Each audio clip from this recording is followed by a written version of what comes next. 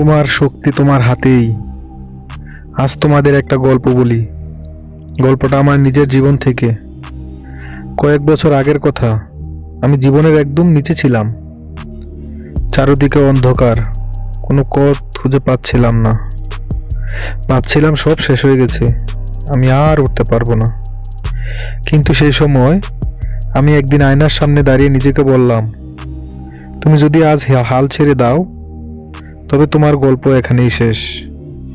কিন্তু যদি লড়াই চালিয়ে যাও তবে এই ব্যর্থতাগুলোই হবে তোমার সাফল্যের চাবিকাঠি। তোমরা জানো, সেই দিন থেকে আমি আমার জীবনের প্রতিটা মুহূর্তকে বদলে দিতে শুরু করলাম।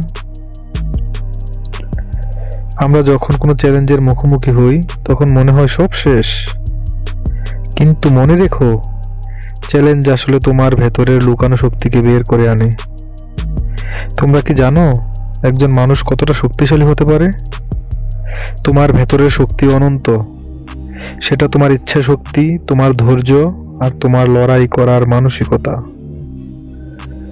যদি আজ মনে হয় তুমি পড়ে গেছো, তাহলে নিজেকে জিজ্ঞাসা করো, আমি কি সত্যি হেরে গেছি, নাকি লড়াই করার সময় এখনো বাকি? তোমার সাফল্যের গল্পটা কেউ এসে লিখে দিয়ে যাবে না, সেটা তোমাকেই লিখতে হবে। ভুলে যেও না, পথ যতই কঠিনই হোক, তুমি যদি থেমে না যাও তবে সেই পথ একদিন তোমার হবে। আজ এখান থেকে যাওয়ার আগে প্রতিজ্ঞা করো, তোমার স্বপ্ন, তোমার লড়াই আর তোমার সাফল্যের গল্পটা তোমার হাতে থাকবে। তোমার শক্তি তোমার হাতেই, এবার সেটা কাজে লাগাও। জীবনে ব্যর্থতা আসবে, চ্যালেঞ্জ আসবে, কিন্তু যতক্ষণ তুমি লড়াই করতে রাজি আছো ততক্ষণ কেউ তোমাকে থামাতে পারবে না। তোমার সাফল্যের চাবিকাঠি তোমার নিজের হাতে। খারাপ সময় জীবনের একটি অবিচ্ছেদ্য অংশ। এটি আমাদের শেখায় ধৈর্য ধারণ করা, সাহসী হওয়া এবং উন্নত ভবিষ্যতের জন্য প্রস্তুতি নেওয়া। নিজের উপর বিশ্বাস রাখুন।